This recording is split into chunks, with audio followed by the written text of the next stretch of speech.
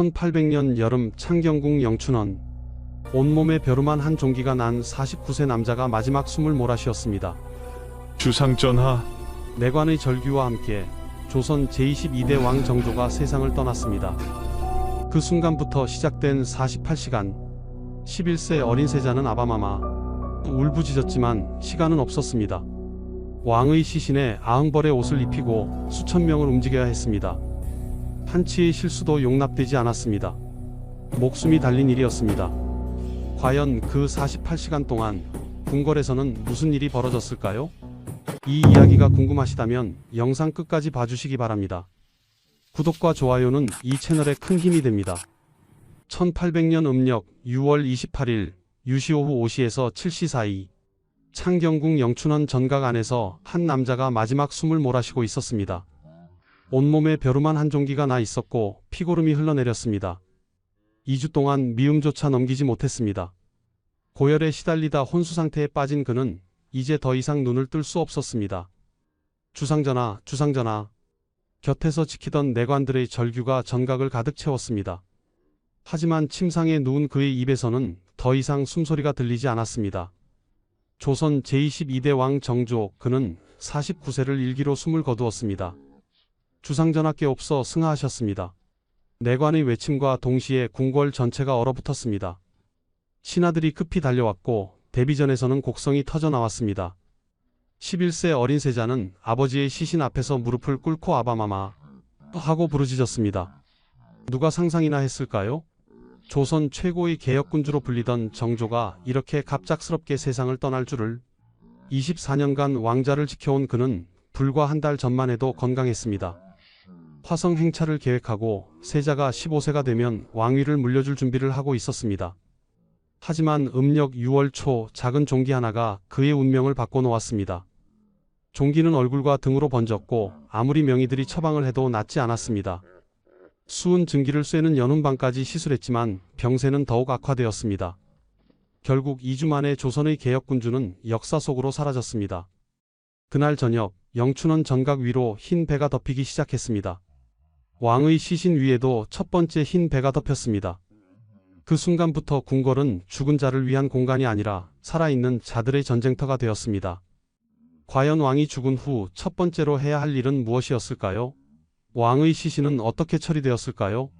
그리고 이 11세 어린 세자는 어떻게 나라를 이끌어갈 수 있단 말인가요? 이날부터 시작된 48시간, 그 시간 동안 궁궐에서는 우리가 상상하지 못한 일들이 벌어졌습니다. 엄격한 격식과 예법 속에서 수천 명의 사람들이 움직였습니다. 왕의 시신을 씻기고 수의를 입히고 관에 모시고 빈전을 차리고 상복을 입고 새로운 왕을 세우는 일. 이 모든 것이 단 48시간 안에 이루어져야 했습니다. 한치의 실수도 용납되지 않았습니다. 의궤에 기록된 대로 선왕들이 했던 대로 정확하게 따라야 했습니다. 잘못하면 역적으로 몰릴 수 있었습니다. 모든 사람이 두려움에 떨면서도 멈출 수 없었습니다. 궁녀들은 눈물을 흘리면서도 손을 놀려야 했습니다. 내관들은 슬픔을 삼키며 명을 따라야 했습니다. 신하들은 왕의 죽음을 애도하면서도 새로운 왕을 세워야 했습니다.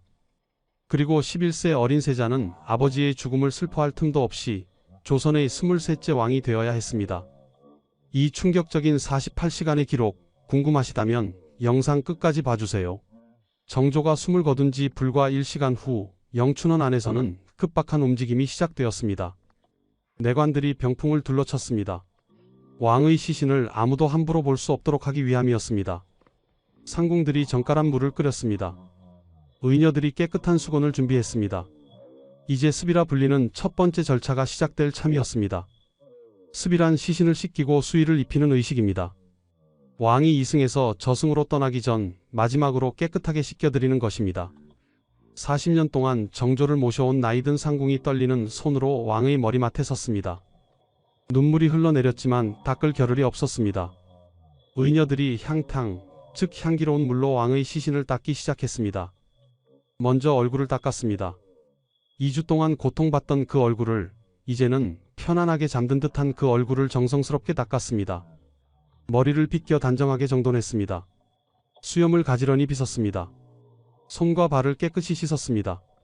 손톱과 발톱을 정성스럽게 깎아 작은 주머니에 담았습니다. 전하, 이제 편히 가시옵소서. 상궁이 작은 목소리로 중얼거렸습니다. 다른 궁녀들도 눈물을 흘리며 일을 계속했습니다. 울음소리를 내서는 안 되었습니다. 엄숙하게, 조용히, 정확하게 절차를 따라야 했습니다.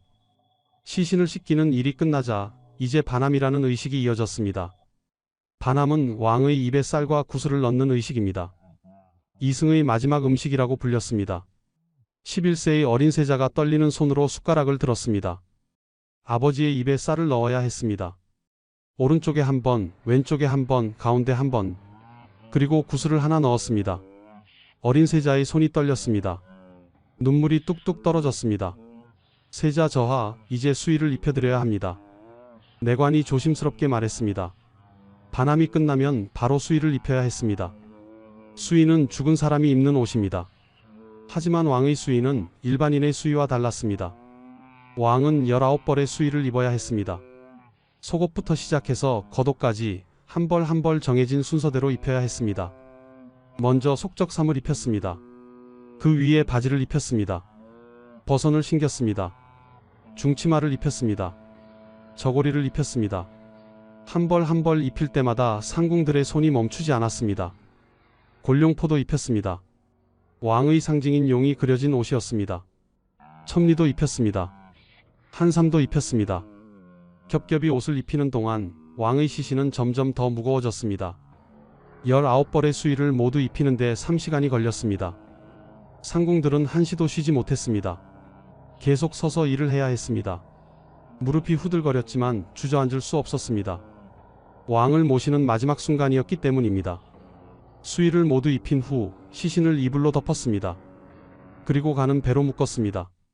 머리와 발, 몸통을 단단히 묶었습니다. 이것을 소렴이라고 불렀습니다. 소렴이 끝나자 밤이 깊어졌습니다. 하지만 일은 끝나지 않았습니다. 오히려 시작에 불과했습니다. 영춘원 밖에서는 수백 명의 사람들이 대기하고 있었습니다. 목수들이 관을 만들고 있었습니다. 상복을 만드는 사람들이 밤새 바느질을 하고 있었습니다. 제사상을 준비하는 사람들이 음식을 만들고 있었습니다. 궁궐 전체가 잠들지 않았습니다. 모든 사람이 움직였습니다. 왕의 죽음은 한 사람의 죽음이 아니었습니다. 국가 전체가 멈추고 다시 움직이기 시작하는 순간이었습니다. 데뷔전에서는 정조의 어머니 해경궁 홍씨가 기절했다 깨어나기를 반복했습니다. 왕비 효의 왕후는 슬픔을 억누르며 궁중의 일들을 지휘해야 했습니다. 11세 세자는 아버지의 시신 곁에서 무릎 꿇고 앉아 있어야 했습니다. 하지만 이것은 시작에 불과했습니다. 한 신하가 중얼거렸습니다. 진짜 혼란은 해가 뜨면서 시작될 것입니다. 그의 말이 맞았습니다. 첫 번째 밤이 지나고 아침이 오면 더 큰 격식과 더 많은 사람들이 필요한 일들이 기다리고 있었습니다. 정조가 승하한 지 6시간이 지났습니다. 동쪽 하늘이 밝아오기 시작했습니다. 영춘원 정각은 하룻밤 사이에 완전히 달라져 있었습니다. 화려했던 왕의 침전이 이제는 빈전으로 바뀌고 있었습니다.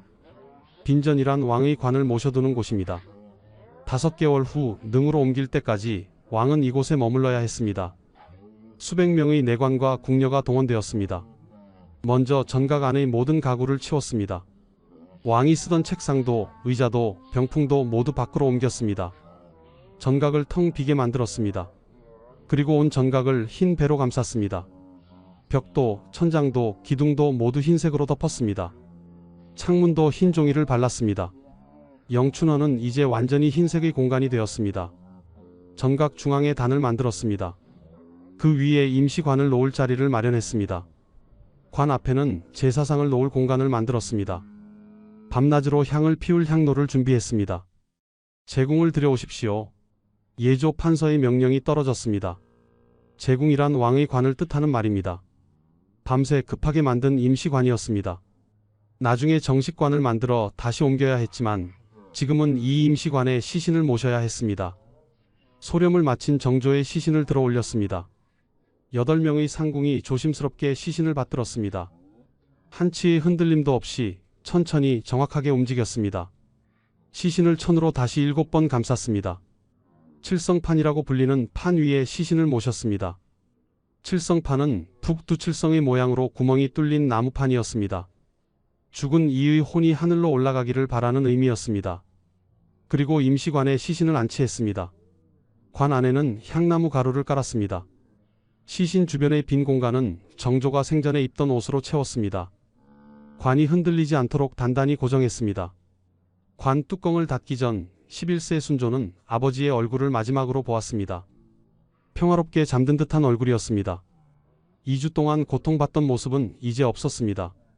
아바마마, 저 이제 어찌하오리까? 순조가 작은 목소리로 중얼거렸습니다. 하지만 대답은 없었습니다. 관 뚜껑이 천천히 닫혔습니다. 이제 영영 아버지의 얼굴을 볼 수 없게 되었습니다. 관 위에 붉은 비단을 덮었습니다. 그리고 명정을 세웠습니다. 명정이란 관 앞에 세우는 깃발로 조선국 왕지구라고 쓰여 있었습니다. 조선국 왕의 관이라는 뜻이었습니다. 관 앞에 제사상을 차렸습니다. 팝과 국, 과일과 나무를 올렸습니다. 향을 피웠습니다. 향 연기가 빈전 안을 가득 채웠습니다. 이 향은 5개월 동안 끊이지 않고 타올라야 했습니다. 혼백도 모셨습니다. 혼백이란 죽은 이의 혼을 모신 것으로 흰 비단에 왕의 영혼이 깃들어 있다고 믿었습니다. 혼백 앞에도 작은 제사상을 차렸습니다. 빈전이 완성되자 곡소리가 시작되었습니다. 아이고, 아이고. 왕족들이 빈전 앞에 무릎 꿇고 울기 시작했습니다. 신하들도 차례로 들어와 곡을 했습니다. 전하, 전하 하고 부르며 눈물을 흘렸습니다. 11세 순조는 빈전 앞에서 꿇어앉았습니다. 밤을 새워야 했습니다. 아버지를 지켜야 했습니다. 하지만 너무 어린 나이였습니다. 몸이 흔들렸습니다. 눈이 감겼습니다. 세자 저하, 잠시 쉬셔야 합니다. 곁에 있던 내관이 조심스럽게 말했습니다. 아니되옵니다. 과인은 이제 상주입니다. 아바마마 곁을 떠날 수 없습니다. 순조가 고개를 저었습니다. 11세 아이의 입에서 과인이라는 말이 나왔습니다. 이미 그는 왕이 되어야 했습니다. 아버지의 죽음을 슬퍼할 틈도 없이 나라를 이끌어야 하는 왕이 되어야 했습니다. 빈전 밖에서는 또 다른 일들이 진행되고 있었습니다. 정식관을 만들기 위한 작업이 시작되었습니다. 가장 좋은 소나무를 구해야 했습니다. 두껍고 단단한 소나무로 관을 만들고 오칠을 여러 번 해야 했습니다. 관 안에 깔 비단도 준비해야 했습니다. 향료도 준비해야 했습니다. 5개월 후 발인할 때까지 시신이 손상되지 않도록 모든 준비를 해야 했습니다. 동시에 상복도 만들어야 했습니다. 왕족은 참체복이라는 가장 거친 삼배로 만든 상복을 입어야 했습니다. 신하들은 관계에 따라 다른 상복을 입었습니다. 궁녀와 내관은 모두 흰 옷으로 갈아입어야 했습니다. 수천 명의 사람들이 밤낮으로 일했습니다. 쉴 틈이 없었습니다. 잠잘 시간도 없었습니다. 먹을 시간도 겨우 내서 먹었습니다. 하지만 아무도 불평하지 않았습니다. 왕을 보내는 일이었기 때문입니다. 정조 승하 12시간 후 새벽이 밝아왔습니다. 궁궐 전체의 모습이 완전히 달라져 있었습니다. 하룻밤 사이에 궁궐은 흰색으로 물들었습니다. 모든 사람이 흰 옷을 입고 있었습니다. 복제, 즉 상복을 입는 규칙이 시행되기 시작한 것입니다. 왕족들은 참체복을 입었습니다. 가장 거친 삼배로 만든 옷이었습니다. 피부에 닿으면 따끔거렸습니다. 입기만 해도 불편했습니다. 하지만 그것이 예법이었습니다. 3년 동안 이 옷을 입어야 했습니다. 11세 순조는 너무 무거운 상복을 입었습니다. 어린 몸에는 버거운 무게였습니다. 상복 위에 두건을 썼습니다. 지팡이를 짚어야 했습니다. 아버지를 여인 자식이 지팡이에 의지한다는 상징이었습니다. 전하, 괜찮으시옵니까? 내관이 걱정스럽게 물었습니다. 과인은 괜찮소이다. 순조가 떨리는 목소리로 대답했습니다. 하지만 괜찮지 않았습니다. 무서웠습니다. 슬펐습니다. 외로웠습니다. 하지만 울 수도 없었습니다. 약한 모습을 보일 수도 없었습니다. 대신들도 상복을 입었습니다. 왕과 가까웠던 신하는 더 거친 상복을, 멀었던 신하는 덜 거친 상복을 입었습니다. 계급에 따라, 관계에 따라 모두 다른 상복을 입었습니다. 궁녀들은 모두 흰 치마 저고리로 갈아입었습니다. 화려했던 색동 저고리는 모두 벗어야 했습니다. 비녀도 장신구도 모두 빼야 했습니다. 오직 흰색만 허락되었습니다. 내관들도 흰 도포를 입었습니다. 평소에 입던 화려한 관복은 모두 창고에 넣어야 했습니다. 3년 동안 꺼낼 수 없었습니다. 궁궐 안의 모든 것이 변했습니다. 음악이 금지되었습니다. 악기를 모두 창고에 넣었습니다. 검은고도, 가야금도, 피리도 모두 치웠습니다. 3년 동안 궁궐에서는 악기 소리를 들을 수 없었습니다. 웃음도 금지되었습니다. 누가 웃는 소리라도 내면 바로 죄를 물었습니다. 왕이 돌아가셨는데 어찌 웃을 수 있겠습니까? 고기를 먹는 것도 금지되었습니다. 왕족과 신하들은 채식만 해야 했습니다. 제사상에도 고기를 올릴 수 없었습니다. 생선도, 닭도, 돼지고기도 모두 금지되었습니다. 혼인도 금지되었습니다. 잔치도 금지되었습니다. 화려한 옷을 입는 것도 금지되었습니다. 궁궐뿐만 아니라 온 나라가 슬픔에 잠겨야 했습니다. 과거 시험도 연기되었습니다. 관청의 업무도 중단되었습니다. 나라의 모든 일이 멈췄습니다. 오직 왕의 장례만 진행되었습니다. 궁녀들은 굶주리면서도 제사상을 차려야 했습니다. 밤낮으로 교대로 일했습니다. 잠을 잘 수 없었습니다. 48시간 내내 누군가는 깨어 있어야 했습니다. 언제까지 이렇게 해야 합니까? 한 젊은 궁녀가 속삭였습니다. 입 조심하거라. 5개월이오. 발인할 때까지 이렇게 해야 하오. 나이 든 상궁이 조용히 대답했습니다. 5개월이나요? 그렇소. 그리고 3년상이 끝날 때까지는 우리 모두 상복을 입어야 하오. 젊은 궁녀의 얼굴이 창백해졌습니다. 5개월 동안 이렇게 지내야 한다니. 잠도 제대로 못 자고 밥도 제대로 못 먹으면서 일해야 한다니. 하지만 불평할 수 없었습니다. 왕을 모시는 것은 영광이자 의무였습니다. 빈전 경비를 서는 별감들도 밤을 새웠습니다. 교대로 빈전 앞을 지켰습니다. 혹시라도 빈전에 이상이 없는지 감시했습니다. 그들 사이에서는 이상한 소문이 돌기 시작했습니다. 정말 자연사였을까? 종기로 돌아가셨다는데 의심스럽지 않소? 49세는 너무 이른 나이 아니요? 속삭이는 목소리들이 들렸습니다. 하지만 아무도 입 밖에 낼 수 없었습니다. 왕의 죽음을 의심한다는 것은 곧 역모였습니다. 실제로 정조의 죽음을 둘러싼 의혹은 많았습니다. 갑작스러웠기 때문입니다. 건강하던 왕이 불과 2주 만에 세상을 떠났기 때문입니다. 하지만 공식적으로는 종기가 악화되어 전신성 폐혈증으로 사망한 것이었습니다. 의혹이 있든 없든 궁궐 사람들은 할 일을 해야 했습니다. 의심을 품을 시간도 두려워할 시간도 없었습니다. 48시간 안에 모든 것을 끝내야 했습니다. 정조 승하 24시간 후 부고가 전국으로 퍼지기 시작했습니다. 부고란 왕이 돌아가셨다는 소식을 알리는 것입니다. 온 나라 백성이 알아야 했습니다. 하지만 1800년대에는 전화도 인터넷도 없었습니다. 어떻게 알렸을까요? 먼저 종묘에 고했습니다. 새벽 왕족과 대신들이 종묘로 향했습니다. 종묘는 역대 왕들의 신의를 모신 곳입니다. 선왕들께 정조의 죽음을 알려야 했습니다. 선왕이신 영조대왕께 아뢰옵니다. 정조대왕께서 승하하셨습니다. 제관이 충문을 읽었습니다. 종묘 안에 곡성이 울려 퍼졌습니다. 대신들이 모두 무릎 꿇고 통곡했습니다. 그리고 세자 이공이 왕위에 오르셨습니다. 이것도 알려야 했습니다. 왕이 죽으면 바로 새 왕이 즉위합니다. 왕위가 비어 있을 수는 없었기 때문입니다. 종묘에 고한 후 전국으로 사신을 보냈습니다. 봉화가 올라갔습니다. 산 꼭대기마다 설치된 봉수대에서 연기가 피어올랐습니다. 밤에는 불을 피웠습니다. 이것이 급한 소식이 있다는 신호였습니다. 파발도 출발했습니다. 파발이란 빠른 말을 타고 소식을 전하는 사람들입니다. 쉬지 않고 달렸습니다. 말이 지치면 다른 말로 갈아탔습니다. 밤낮 없이 달렸습니다. 대행왕께서 승하하셨다. 파발이 각 고을에 도착하면 외쳤습니다. 그 소식을 들은 지방 관아의 수령들이 놀라 나왔습니다. 무어라? 주상전하께서? 믿을 수 없다는 표정들이었습니다. 하지만 사실이었습니다. 부고를 받은 수령은 즉시 백성들에게 알렸습니다. 북을 쳤습니다. 백성들이 관아 앞에 모였습니다. 수령이 나와 말했습니다. 대행왕 정조께서 승하하셨소. 온 백성은 상복을 입고 애도하시오. 아이고. 백성들이 통곡했습니다. 특히 정조를 사랑했던 백성들의 슬픔은 컸습니다. 정조는 백성을 아끼는 왕이었습니다. 형평성을 중시하고 억울한 일을 바로잡으려 노력했습니다. 수원의 백성들은 더욱 슬퍼했습니다. 정조가 화성을 건설하며 그들을 돌보아 주었기 때문입니다. 일자리를 주고 세금을 깎아주었습니다. 그런 왕이 세상을 떠났다니. 전국 각지에서 곡성이 터져 나왔습니다. 백성들은 흰 옷을 입었습니다. 잔치를 취소했습니다. 혼인을 연기했습니다. 온 나라가 슬픔에 잠겼습니다.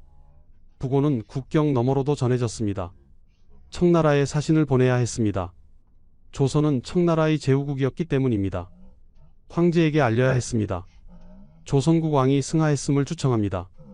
사신이 급히 북경으로 향했습니다. 청나라 황제는 조문 사신을 보낼 것입니다. 조선은 그들을 맞이할 준비도 해야 했습니다. 한편 궁궐에서는 또 다른 일이 벌어지고 있었습니다. 부고를 듣고 자결하려는 신하들이 나타난 것입니다. 전하를 따라가겠습니다. 한 늙은 신하가 유서를 썼습니다. 정조와 평생을 함께한 충신이었습니다. 왕이 없는 세상은 의미가 없다고 생각했습니다. 다행히 다른 신하들이 막았습니다. 안 돼요. 지금 어린 임금이 즉위하셨소. 우리가 도와야 하오. 그렇소. 죽어서 무엇하겠소.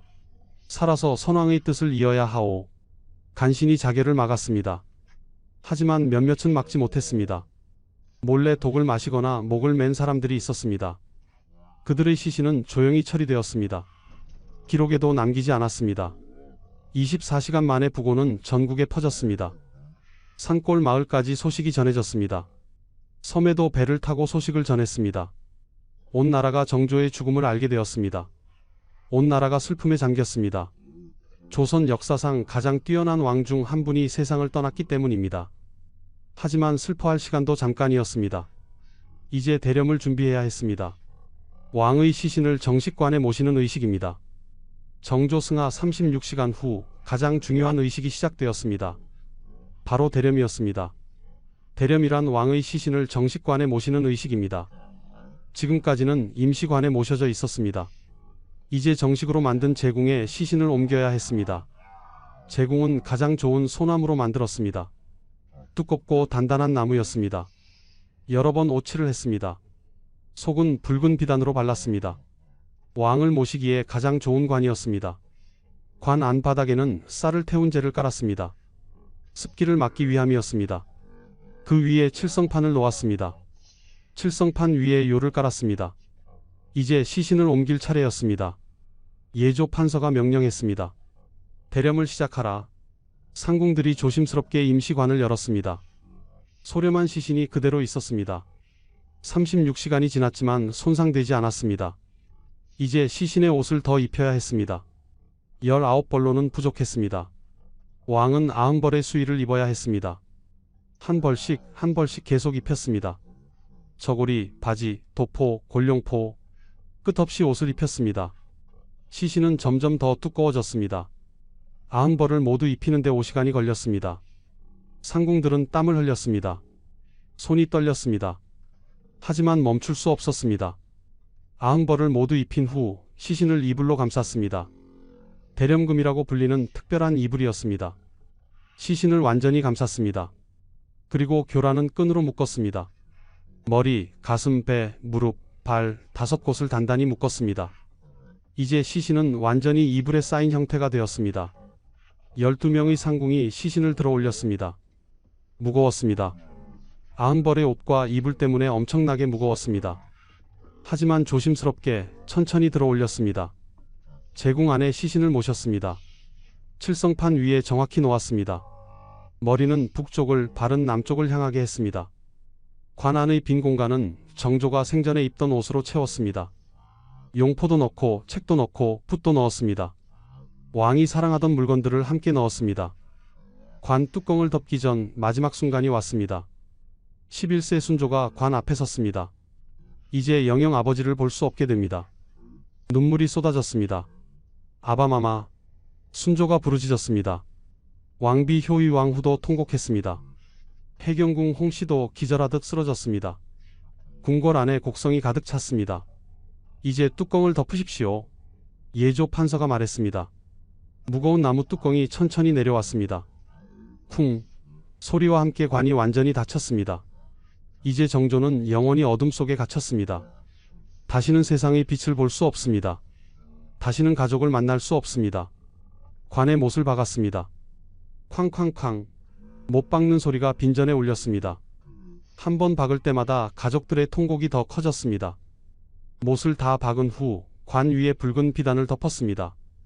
그리고 명정을 새로 세웠습니다. 이제 임시관이 아니라 정식 제궁이 되었습니다. 제궁을 창궁 안에 모셨습니다. 창궁이란 대나무로 만든 덮개입니다. 제궁을 보호하기 위한 것이었습니다. 창궁까지 완성하자 이것을 빈전으로 옮겼습니다. 수십 명의 사람이 함께 들어 올렸습니다. 매우 무거웠습니다. 조심스럽게 움직였습니다. 빈전 중앙에 창궁을 모셨습니다. 이제 5개월 동안 이곳에 머물 것입니다. 발인하는 날까지 이곳에서 제사를 받을 것입니다. 대렴이 끝났습니다. 가장 중요한 의식이 완료되었습니다. 하지만 궁궐 사람들의 일은 끝나지 않았습니다. 이제 성복을 해야 했습니다. 정식으로 상복을 입는 의식입니다. 그리고 가장 중요한 일이 남아 있었습니다. 11세 순조가 정식으로 왕위에 오르는 것입니다. 정조 승하 48시간 후 마침내 마지막 의식이 시작되었습니다. 성복제였습니다. 이것은 상주가 정식으로 상복을 입는 의식입니다. 이 의식을 치러야 정식으로 3년상이 시작됩니다. 아침 일찍부터 사람들이 모였습니다. 왕족, 대신, 종친, 백관 모두 모였습니다. 수천 명의 사람들이 창경궁에 모였습니다. 11세 순조가 가장 앞에 섰습니다. 참최복을 입었습니다. 거친 삼배 옷이었습니다. 어린 몸에는 너무 무거웠습니다. 하지만 벗을 수 없었습니다. 3년 동안 입어야 했습니다. 왕비 효의 왕후도 참최복을 입었습니다. 해경궁 홍씨도 상복을 입었습니다. 모든 왕족이 흰 상복을 입었습니다. 대신들도 차례로 상복을 입었습니다. 정일품은 한 가지 상복, 정의품은 다른 상복, 계급에 따라 모두 다른 상복을 입었습니다. 성복제가 시작되었습니다. 빈전 앞에 제사상이 차려졌습니다. 과일, 나물, 떡, 술이 올라갔습니다. 향을 피웠습니다. 예조 판서가 축문을 읽었습니다. 대행왕 정조께서 승하하신 지 48시간이 지났습니다. 이제 상복을 입고 정식으로 3년상을 시작하옵니다. 모든 사람이 무릎을 꿇었습니다. 통곡했습니다. 전하, 곡성이 궁궐을 가득 채웠습니다. 순조가 제배를 올렸습니다. 2번 절했습니다. 술을 올렸습니다. 아버지께 마지막 술잔을 드렸습니다. 성복제가 끝나자 이제 사위 의식이 시작되었습니다. 사위란 왕위를 잇는다는 뜻입니다. 순조가 정식으로 조선의 제23대 왕이 되는 것입니다. 순조는 상복을 벗었습니다. 그리고 면복을 입었습니다. 면복이란 왕이 입는 예복입니다. 용이 그려진 화려한 옷이었습니다. 잠시 동안이지만 상복을 벗어야 했습니다. 왕위 계승은 경사스러운 일이기 때문입니다. 슬픔 속에서도 나라는 계속되어야 했습니다. 빈전 앞에서 옥세를 받았습니다. 옥세는 왕의 상징이었습니다. 국세를 받는 순간 순조는 정식으로 왕이 되었습니다. 성상께서 즉위하시옵니다. 신하들이 외쳤습니다. 모두 무릎을 꿇고 절했습니다. 만세, 만세, 만세. 3번 만세를 불렀습니다. 11세 어린 왕을 위한 만세였습니다. 순조는 빈전에서 나와 인정문으로 향했습니다. 신하들이 뒤따랐습니다. 인정문 앞에 왕의 자리가 마련되어 있었습니다. 순조가 그 자리에 앉았습니다. 작은 몸이 큰 의자에 앉았습니다. 발이 땅에 닿지 않았습니다. 하지만 이제 그는 조선의 왕이었습니다. 신하들이 차례로 나와 축하를 올렸습니다. 성상의 즉위를 축하하옵니다. 하지만 축하 속에도 슬픔이 가득했습니다. 아버지가 돌아가신 지 겨우 이틀밖에 안 되었기 때문입니다. 즉위식이 끝나자 순조는 다시 상복으로 갈아입었습니다. 면복을 벗고 참최복을 입었습니다. 다시 상주가 되었습니다. 빈전으로 돌아와 아버지 앞에 무릎 꿇었습니다. 아바마마, 과인이 왕이 되었습니다. 하지만 과인은 아직 어립니다. 어찌 나라를 다스릴 수 있겠습니까? 순조가 울먹이며 말했습니다. 대신들이 위로했습니다. 전하, 염려 마시옵소서. 저희가 돕겠습니다. 하지만 순조는 알고 있었습니다. 11세 어린 왕을 누가 진심으로 따르겠습니까? 대왕 대비 정순왕후가 수렴청정을 할 것입니다. 그녀의 세력인 노론 벽파가 권력을 잡을 것입니다. 아버지 정조가 평생 견제했던 세력들이 다시 고개를 들 것입니다. 아버지가 키운 개혁 세력들은 숙청당할 것입니다. 장용령도 해체될 것입니다. 순조는 무력했습니다. 어렸습니다. 아무것도 할 수 없었습니다. 48시간이 지났습니다. 48시간 만에 한 왕이 세상을 떠났습니다. 48시간 만에 새로운 왕이 탄생했습니다. 48시간 만에 조선의 정치 판도가 완전히 바뀌었습니다. 정조의 시신은 빈전에 모셔졌습니다. 5개월 후 발인할 때까지 이곳에 머물 것입니다. 그리고 수원 화성 근처 건능에 안장될 것입니다. 48시간 동안 수천 명의 사람들이 일했습니다. 잠도 못 자고 밥도 제대로 못 먹으면서 일했습니다. 왕을 보내는 일이었기 때문입니다. 48시간 동안 궁궐은 살아있는 사람들의 전쟁터였습니다. 격식과 예법을 지키기 위한 전쟁, 권력을 잡기 위한 전쟁, 살아남기 위한 전쟁이었습니다. 이제 우리는 알게 되었습니다. 왕의 죽음이 무엇을 의미하는지, 48시간이 얼마나 긴 시간인지, 그리고 그 시간 동안 얼마나 많은 일이 벌어지는지. 3년 후 1803년 드디어 정조의 국장이 완료되었습니다. 수원 화성 근처 건능에 정조가 안장되었습니다. 왕비 효의 왕후의 무덤 옆이었습니다. 3년상이 끝났습니다. 순조는 14세가 되었습니다. 이제 상복을 벗을 수 있었습니다. 3년 동안 입었던 거친 삼배옷을 벗고 왕의 골룡포를 입었습니다. 하지만 순조의 시련은 끝나지 않았습니다. 오히려 시작이었습니다. 대왕 대비 정순 왕후가 수렴청정을 계속했습니다. 노론 벽파가 권력을 잡았습니다. 정조가 키운 남인 세력은 대부분 숙청당했습니다. 신유박해가 일어나 천주교인들이 처형당했습니다. 정조가 만든 장용령은 해체되었습니다. 정조가 꿈꾸던 개혁은 모두 무산되었습니다. 화성으로 이주하여 상황으로 지내려던 계획도 사라졌습니다. 순조는 무력하게 지켜볼 수밖에 없었습니다. 너무 어렸기 때문입니다. 1805년 정순 왕후가 세상을 떠났습니다. 이제 순조가 직접 정치를 할 수 있게 되었습니다. 하지만 이미 세도 정치가 시작되었습니다. 안동 김씨 가문이 권력을 잡았습니다. 순조의 장인 김조순이 모든 것을 좌지우지했습니다. 순조는 평생 세도 가문이 그늘에 가려 살았습니다. 왕이었지만 왕다운 권력을 누리지 못했습니다. 하지만 48시간의 기록은 남았습니다. 의궤입니다. 정조의 국장을 치른 모든 과정이 정조국장도가미궤에 기록되어 있습니다. 승하한 순간부터 발인하는 순간까지 한치의 오차도 없이 기록되었습니다. 누가 무엇을 했는지, 언제 했는지, 어떻게 했는지, 얼마나 걸렸는지 모든 것이 글과 그림으로 남아 있습니다. 수의는 몇 벌 입혔는지, 관은 어떻게 만들었는지, 빈전은 어떻게 꾸몄는지, 심지어 비용이 얼마나 들었는지까지 모두 기록되어 있습니다. 이 의궤 덕분에 우리는 200년 전 그날의 일을 알 수 있습니다. 정조가 어떻게 세상을 떠났는지, 사람들이 어떻게 애도했는지, 48시간 동안 무슨 일이 벌어졌는지. 의궤는 조선만의 독특한 기록 문화였습니다. 중국에도 없었고 일본에도 없었습니다. 오직 조선만이 이렇게 철저하게 기록을 남겼습니다. 2007년 조선 왕조의궤는 유네스코 세계기록유산에 등재되었습니다. 그 가치를 세계가 인정한 것입니다. 정조의 능 건능도 남아 있습니다. 수원 화성 근처 육능과 건능, 그곳에 정조와 효의 왕후가 함께 잠들어 있습니다. 매년 한식날이 되면 후손들이 찾아옵니다. 제사를 지냅니다. 전하, 편히 쉬소서 하고 기도합니다. 48시간. 그 짧은 시간 동안 한 시대가 끝나고 새 시대가 시작되었습니다. 정조의 죽음으로 조선 후기의 르네상스는 막을 내렸습니다. 그가 꿈꾸던 개혁은 미완으로 남았습니다. 세도 정치가 시작되었고 조선은 쇠락의 길로 접어들었습니다. 하지만 정조의 정신은 죽지 않았습니다. 그가 남긴 책들, 그가 세운 건물들, 그가 만든 제도들이 남아 있습니다. 수원 화성이 있고 규장각이 있고 홍제전서가 있습니다.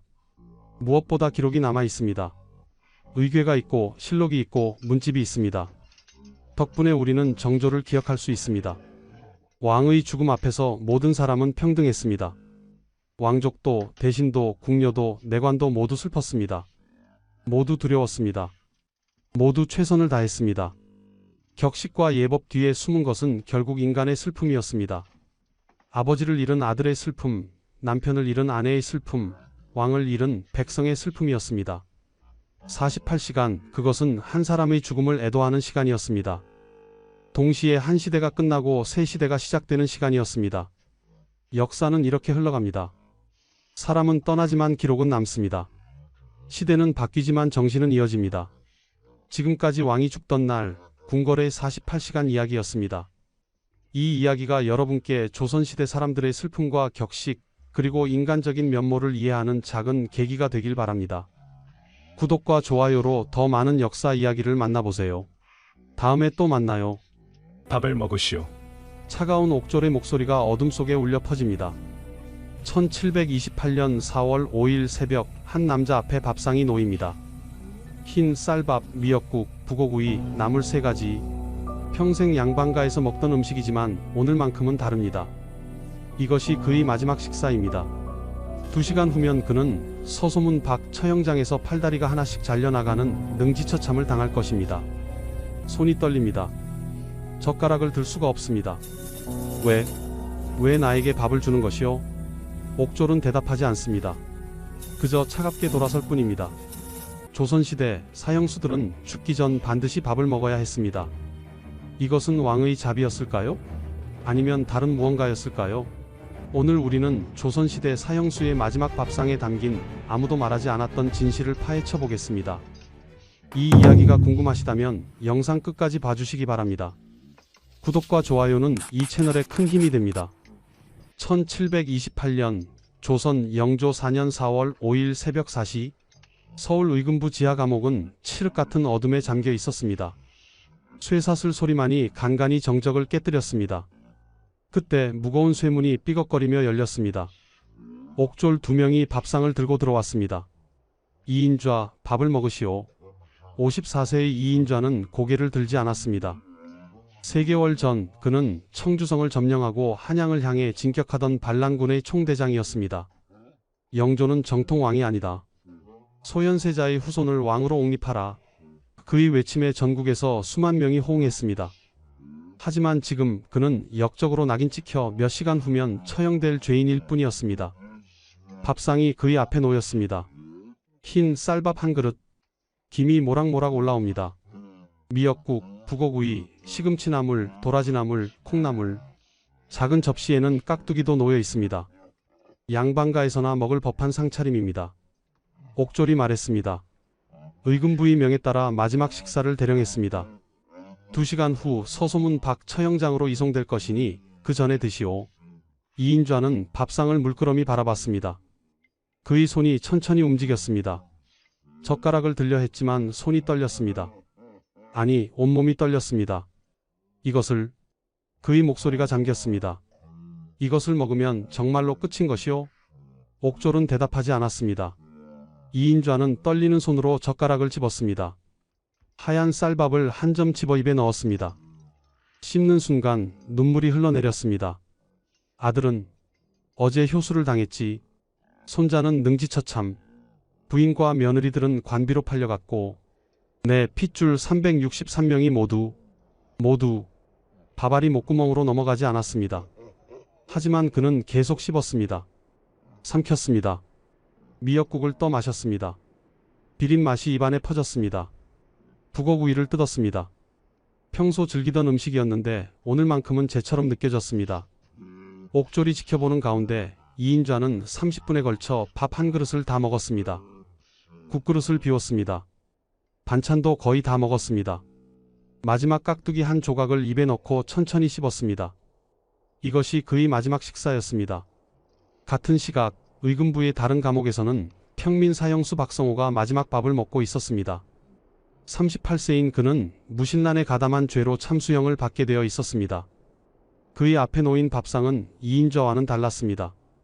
좁쌀밥 한 그릇, 된장국 한 그릇, 김치 몇 조각, 나무 그릇에 담긴 소박한 식사였습니다. 하지만 박성호는 눈물을 흘리며 그것을 먹었습니다. 평생 이런 밥을 배불리 먹어본 적이 없었는데 그는 좁쌀밥을 한 숟가락 떠서 입에 넣고 눈물을 삼켰습니다. 평소에는 보리밥도 배불리 먹지 못했던 그에게 이 좁쌀밥은 세상에서 가장 귀한 음식이었습니다. 된장국을 마시며 흐느꼈습니다. 김치를 씹으며 오열했습니다. 고맙습니다. 그는 옥졸에게 고개를 숙였습니다. 옥졸은 무표정하게 서 있을 뿐이었습니다. 한편 의금부 최하층 감옥에는 노비 신분의 사형수 김보기가 갇혀 있었습니다. 45세인 그는 주인을 배신하고 반란군에 가담한 죄로 교수형을 받게 되어 있었습니다. 그의 앞에 놓인 것은 밥이 아니었습니다. 좁쌀죽 한 그릇, 소금물 한 사발, 깨진 질그릇에 담긴 초라한 식사였습니다. 김복이는 그마저도 감사하게 받았습니다. 떨리는 손으로 죽을 떠먹으며 중얼거렸습니다. 이승에서 마지막으로 먹는 거구나. 같은 날, 같은 시각, 같은 의금부 감옥에서 3명의 사형수가 각자 다른 밥상을 받았습니다. 양반은 흰 쌀밥과 반찬을, 평민은 좁쌀밥과 된장국을, 노비는 좁쌀죽과 소금물을 받았습니다. 죽음 앞에서도 신분의 차이는 사라지지 않았습니다. 오전 6시 처형 시각이 다가왔습니다. 의금부 관리들이 감옥에 들어왔습니다. 이인좌의 손과 발에 쇠사슬이 채워졌습니다. 그는 비틀거리며 일어났습니다. 밥을 먹어서인지 다리에 힘이 있었습니다. 그는 옥졸들에게 이끌려 밖으로 나왔습니다. 의금부 마당에는 이미 수레가 준비되어 있었습니다. 능지처참을 당할 죄인을 싣고 가는 수레였습니다. 이인좌가 수레에 실렸습니다. 그의 뒤로 박성호와 김복이 그리고 수십 명의 사형수들이 줄지어 나왔습니다. 행렬이 움직이기 시작했습니다. 종로를 지나 서소문으로 향했습니다. 거리에는 이미 수천 명의 구경꾼들이 모여 있었습니다. 사람들이 소리쳤습니다. 역적을 보라. 나라를 어지럽힌 죄인들이다. 야유와 욕설이 쏟아졌습니다. 이인좌는 고개를 들지 않았습니다. 다만 속으로 생각했습니다. 아침에 먹은 저 밥은 무엇이었을까? 왕의 잡이었을까? 아니면 그는 답을 알 수 없었습니다. 서소문 밖 처형장이 보이기 시작했습니다. 형장에는 이미 형리들이 대기하고 있었습니다. 칼이 햇빛에 번쩍였습니다. 이인좌는 마지막으로 하늘을 올려다봤습니다. 구름 한 점 없이 맑은 하늘이었습니다. 그리고 그는 생각했습니다. 아침 밥이 맛있었다면 지금 이 고통이 조금은 덜할까? 이것이 조선시대 역적 이인좌의 마지막 아침이었습니다. 하지만 이 밥상에는 우리가 모르는 비밀이 숨어 있었습니다. 조선은 왜 사형수들에게 밥을 먹였을까요? 신분에 따라 음식이 달랐던 이유는 무엇일까요? 그리고 이 밥상에 담긴 진짜 의미는 무엇이었을까요? 200년 전으로 거슬러 올라가 보겠습니다. 1485년 조선 성종 16년 이해에 경국대전이 완성되었습니다. 조선 왕조 500년을 지배할 기본 법전이었습니다. 이 법전의 형전편에는 놀라운 조항이 하나 있었습니다. 사형수에게 처형 전날 음식을 제공할 것. 당시 조선의 관리들은 이 조항을 보고 의아해했습니다. 명나라나 일본에는 없는 규정이었기 때문입니다. 왜 죽을 사람에게 밥을 주어야 하는가? 성종은 신하들에게 이렇게 말했습니다. 사람이 죄를 지었다 해도 그는 여전히 사람이요. 죽음 앞에서라도 최소한의 예를 갖추는 것이 유교의 도리이니 마지막 식사를 제공하도록 하오. 이것이 조선시대 마지막 밥상 제도의 시작이었습니다. 하지만 이 제도에는 엄격한 규칙이 있었습니다. 신분에 따라 받는 음식이 달랐던 것입니다. 경국대전과 추관지의 기록을 종합하면 사형수의 마지막 식사는 다음과 같이 구분되었습니다. 첫째, 왕족과 종친의 경우입니다. 왕족이 영모나 대역죄를 저지르면 사약을 받았습니다. 사약을 받기 전날 특별한 밥상이 들어갔습니다. 흰 쌀밥, 미역국, 전복, 생선구이, 각종 나물, 그리고 약과와 수정과 같은 후식까지 제공되었습니다. 심지어 술 한 잔도 허락되었습니다. 왜 이렇게 푸짐하게 차렸을까요? 이유가 있었습니다. 사약은 매우 쓴 독약이었습니다.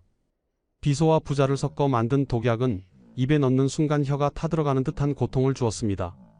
그래서 왕실에서는 사약을 달게 만들기 위해 꿀을 섞었고 사약을 마시기 전에 단 음식을 먹게 해서 입안을 달게 만들었습니다.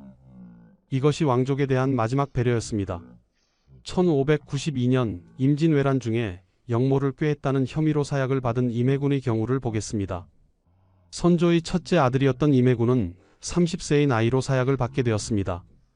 그날 저녁 그의 감옥에 들어간 밥상은 왕실 도자기에 담긴 호화로운 것이었습니다. 흰 쌀밥, 전복죽, 생선회, 각종 전, 약과, 수정과, 그리고 청주 한 잔. 임해군은 이 음식들을 천천히 먹었습니다.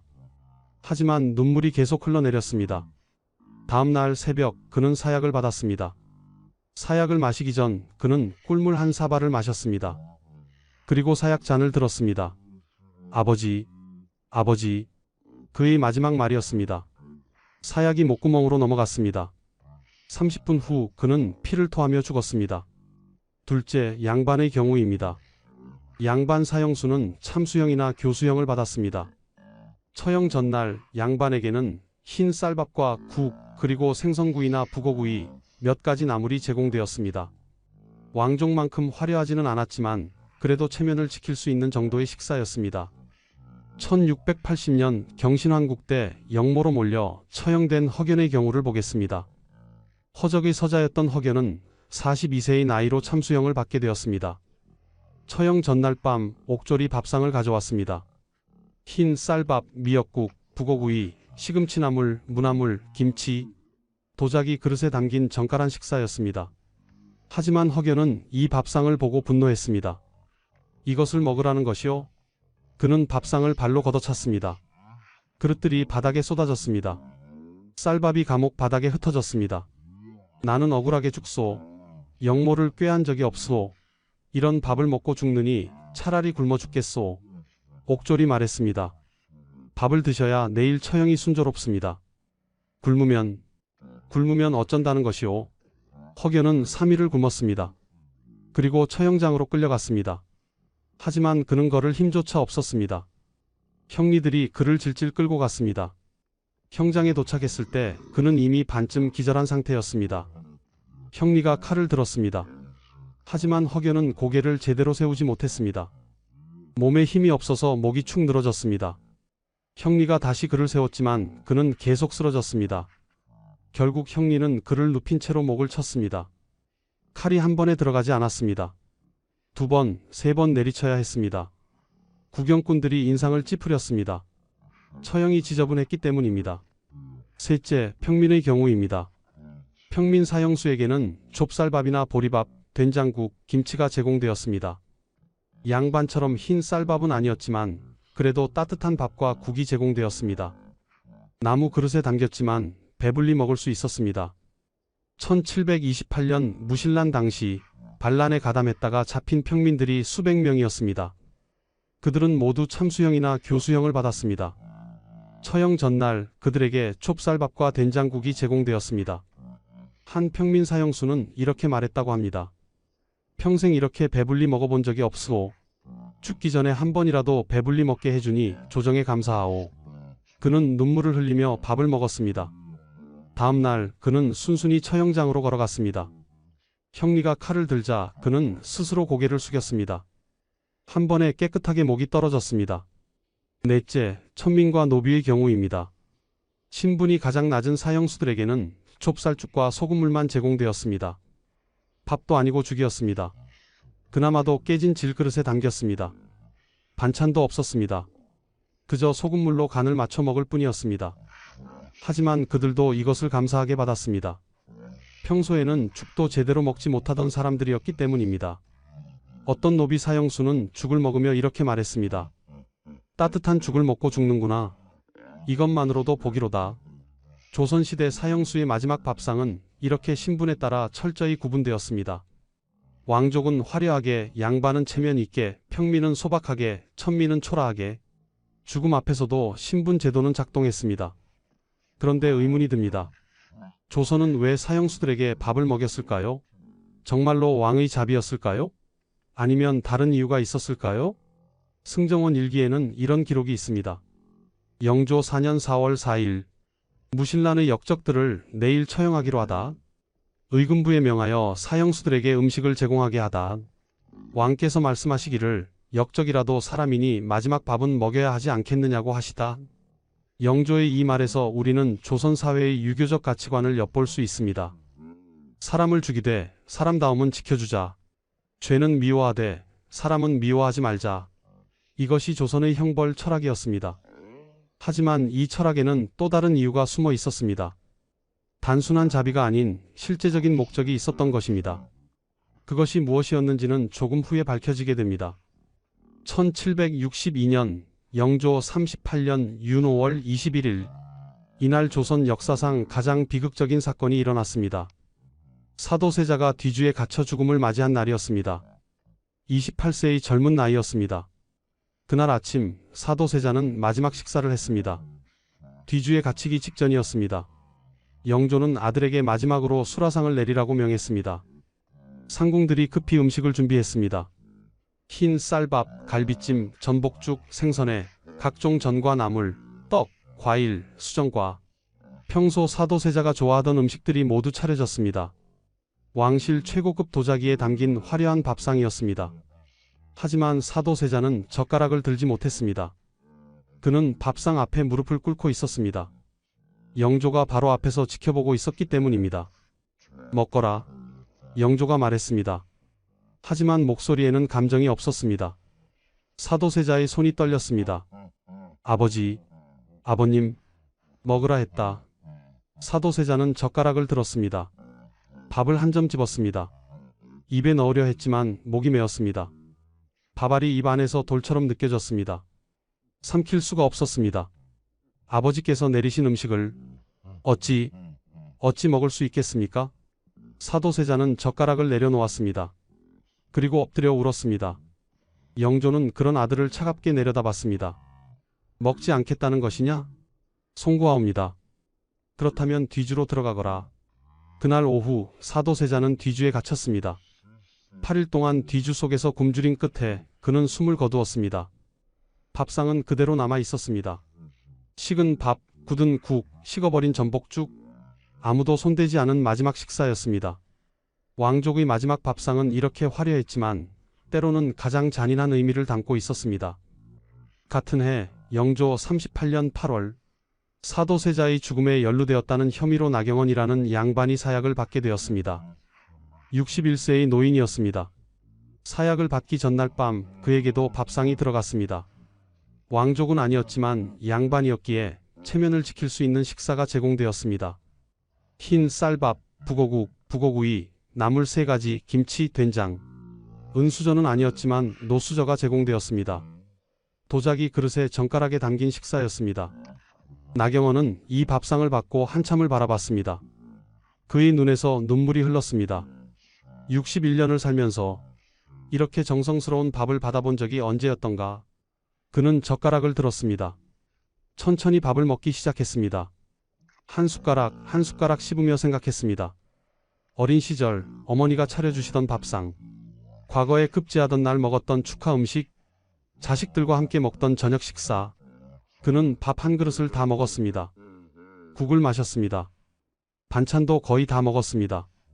마지막 김치 한 조각을 입에 넣고 천천히 씹었습니다. 이것이 마지막이구나. 다음 날 새벽 사약이 들어왔습니다. 그는 순순히 사약을 받았습니다. 사약을 마시기 전 꿀물을 한 사발 마셨습니다. 그리고 사약 잔을 들었습니다. 죄 많은 이 몸 죽어 마땅합니다. 다만 어제 먹은 그 밥이 참으로 맛있었습니다. 그의 마지막 말이었습니다. 사약이 목구멍으로 넘어갔습니다. 1시간 후 그는 조용히 숨을 거두었습니다. 양반의 마지막 밥상은 이렇게 체면과 예를 갖춘 것이었습니다. 화려하지는 않았지만 인간으로서의 존엄을 지킬 수 있는 최소한의 배려였습니다. 1728년 4월 무신란이 진압되었습니다. 반란에 가담한 수백 명의 평민들이 잡혔습니다. 그들 대부분은 참수형이나 교수형을 받게 되었습니다. 처형 전날 의금부와 전국 각지의 감옥에서는 평민 사형수들에게 밥을 제공했습니다. 좁쌀밥, 된장국, 김치, 간단하지만 따뜻한 식사였습니다. 전라도 전주 감옥에 갇혀있던 박성호라는 평민이 있었습니다. 38세였던 그는 2인좌의 군대에 가담했다가 붙잡혔습니다. 다음날 참수형을 받기로 되어 있었습니다. 저녁 무렵 옥졸이 밥상을 가져왔습니다. 좁쌀밥 한 그릇, 된장국 한 그릇, 김치 몇 조각, 나무 그릇에 담긴 소박한 식사였습니다. 박성호는 그 밥상을 보는 순간 눈물을 쏟았습니다. 이것을. 그는 떨리는 손으로 밥그릇을 들었습니다. 좁쌀밥의 구수한 냄새가 코를 찔렀습니다. 그는 한 숟가락 떠서 입에 넣었습니다. 씹는 순간 눈물이 주르륵 흘러내렸습니다. 평생 이렇게 배불리 밥을 먹어본 적이 없었는데 박성호는 평생 소장농으로 살았습니다. 지주에게 대부분의 곡식을 빼앗기고 남은 것으로 연명했습니다. 보리밥도 배불리 먹지 못했습니다. 봄에는 보릿고개를 넘기 위해 풀뿌리를 캐 먹었습니다. 그런 그에게 좁쌀밥 한 그릇은 세상에서 가장 귀한 음식이었습니다. 그는 밥을 한 숟가락 한 숟가락 천천히 먹었습니다. 된장국을 마셨습니다. 김치를 씹었습니다. 고맙습니다. 정말 고맙습니다. 그는 옥졸에게 거듭 고개를 숙였습니다. 옥졸은 무표정하게 서 있을 뿐이었습니다. 박성호는 밥 한 그릇을 완전히 비웠습니다. 국그릇도 비웠습니다. 김치도 다 먹었습니다. 그릇 바닥까지 깨끗하게 비웠습니다. 이 밥만으로도 한이 없소이다. 다음 날 새벽 박성호는 처형장으로 끌려갔습니다. 그는 비틀거리지 않고 걸어갔습니다. 밥을 먹어서 기력이 있었기 때문입니다. 형장에 도착했을 때 형리가 칼을 들었습니다. 박성호는 스스로 무릎을 꿇었습니다. 고개를 숙였습니다. 형리가 칼을 높이 들었습니다. 어제 그 밥 참 맛있었소. 그의 마지막 말이었습니다. 칼이 내려왔습니다. 한 번에 깨끗하게 목이 떨어졌습니다. 평민의 마지막 밥상은 이렇게 소박했지만 그들에게는 평생 먹어본 적 없는 귀한 식사였습니다. 한편 의금부 최하층 감옥에는 노비 신분의 사형수들이 갇혀 있었습니다. 그들은 주인을 배신하고 반란에 가담했거나 다른 중죄를 저질렀기에 사형을 받게 된 사람들이었습니다. 김복이라는 45세 노비가 있었습니다. 그는 양반 주인의 집에서 도망쳐 반란군에 가담했습니다. 붙잡힌 후 교수형을 받게 되었습니다. 처형 전날 밤 옥졸이 음식을 가져왔습니다. 밥이 아니었습니다. 좁쌀죽 한 그릇과 소금물 한 사발이었습니다. 깨진 질그릇에 담긴 초라한 식사였습니다. 김복이는 그것을 보고 쓴웃음을 지었습니다. 노비는 밥도 먹을 자격이 없구나. 하지만 그는 감사하게 받았습니다. 평소에는 죽도 제대로 먹지 못했기 때문입니다. 주인 집에서는 하루에 한 끼, 그것도 쉰 밥이나 남은 죽을 먹었습니다. 따뜻한 죽은 오랜만이었습니다. 그는 질그릇을 들어 죽을 마셨습니다. 입안에 좁쌀의 고소한 맛이 퍼졌습니다. 소금물로 간을 맞춰 마셨습니다. 죽이 목구멍으로 넘어가는 느낌이 따뜻했습니다. 이것이 마지막이로구나. 그는 죽 한 그릇을 다 마셨습니다. 그릇 바닥까지 혀로 핥았습니다. 한 방울도 남기고 싶지 않았습니다. 다음 날 그는 교수형을 받았습니다. 목에 밧줄이 걸렸습니다. 발판이 빠졌습니다. 몸이 허공에 떴습니다. 숨이 막혔습니다. 그의 마지막 생각은 이것이었습니다. 어제 그 죽 참 따뜻했지. 천민과 노비의 마지막 밥상은 이렇게 초라했지만 그들에게는 그마저도 귀한 것이었습니다. 조선시대 사형수의 마지막 밥상은 신분에 따라 철저히 달랐습니다. 왕족은 화려한 수라상을, 양반은 체면 있는 밥상을, 평민은 소박한 밥을, 천민은 초라한 죽을 받았습니다. 같은 죽음을 앞두고도 먹는 음식은 달랐습니다. 죽음 앞에서도 신분은 사라지지 않았습니다. 이것이 조선 사회의 현실이었습니다. 하지만 우리는 여기서 한 가지 의문을 품게 됩니다. 왜 조선은 사형수들에게 밥을 먹였을까요? 정말로 왕의 자비였을까요? 아니면 다른 목적이 있었을까요? 1680년 숙종 6년 경신왕국, 조선 정치사에서 가장 피비린내 나는 사건 중 하나였습니다. 남인 세력이 몰락하고 서인 세력이 집권하면서 수십 명의 남인 대신들이 역모 혐의로 처형되었습니다. 그 중에 허견이라는 인물이 있었습니다. 좌의정을 지낸 허적의 서자로 42세의 나이였습니다. 그는 역모를 꾀했다는 혐의로 참수형을 받게 되었습니다. 9월 15일 밤 의금부 감옥에 밥상이 들어왔습니다. 흰 쌀밥, 미역국, 북어구이, 시금치나물, 무나물, 김치, 양반에게 제공되는 표준적인 마지막 식사였습니다. 도자기 그릇에 젓가락에 담긴 밥상이었습니다. 하지만 허견은 그 밥상을 보자마자 분노했습니다. 이것을 먹으라는 것이요? 그의 목소리가 감옥에 울려 퍼졌습니다. 옥졸이 대답했습니다. 내일 처형을 앞두셨으니 마지막 식사를 하시기 바랍니다. 마지막 식사라고? 허견은 웃었습니다. 비웃음이었습니다. 나는 역모를 꾀한 적이 없으므 억울하게 죽는 것이오. 그런데 밥을 먹으라고? 이 밥을 먹으면 내가 죄를 인정하는 것이 아니오? 옥졸은 난처한 표정을 지었습니다. 규정이오. 사형수는 반드시 마지막 식사를 해야. 규정? 규정이라고? 허견은 갑자기 일어났습니다. 쇠사슬이 달그락거렸습니다. 그는 밥상을 향해 다가갔습니다. 그리고 발로 걷어찼습니다. 가져가시오. 밥상이 뒤집혔습니다. 그릇들이 바닥에 쏟아졌습니다. 하얀 쌀밥이 감옥 바닥에 흩어졌습니다. 국물이 사방으로 튀었습니다. 반찬들이 널브러졌습니다. 옥졸이 놀라 외쳤습니다. 이게 무슨 짓이오? 내가 이 밥을 먹으면 역적으로 인정하는 것이오. 나는 먹지 않겠소. 굶어 죽더라도 먹지 않겠소. 허견은 벽을 향해 앉았습니다. 더 이상 말하지 않았습니다. 옥졸은 어쩔 수 없이 엎질러진 밥상을 치우고 나갔습니다. 다음 날 아침 옥졸이 다시 밥을 가져왔습니다. 하지만 허견은 거들떠보지도 않았습니다. 필요 없소. 식사를 하셔야 합니다. 오늘 처형인데? 필요 없다 했소. 옥졸은 다시 밥상을 들고 나갔습니다. 허견은 그날 하루를 굶었습니다. 저녁에도 밥이 들어왔지만 그는 거부했습니다. 9월 16일 처형일 아침 옥졸이 마지막으로 밥을 가져왔습니다. 오늘 옷이 낮 12시 처형입니다. 제발 조금이라도 드십시오. 허견은 고개도 돌리지 않았습니다. 나는 억울하게 죽소. 밥이 목구멍으로 넘어갈 리 없소. 결국 그는 3일을 굶었습니다. 아무것도 먹지 않았습니다. 물조차 마시지 않았습니다. 옷이 형리들이 감옥에 들어왔습니다. 나가시오. 허견은 일어서려 했지만 다리에 힘이 없었습니다. 3일을 굶어서 기력이 다 빠진 상태였습니다. 그는 비틀거리며 쓰러졌습니다. 일어설 수가 없소.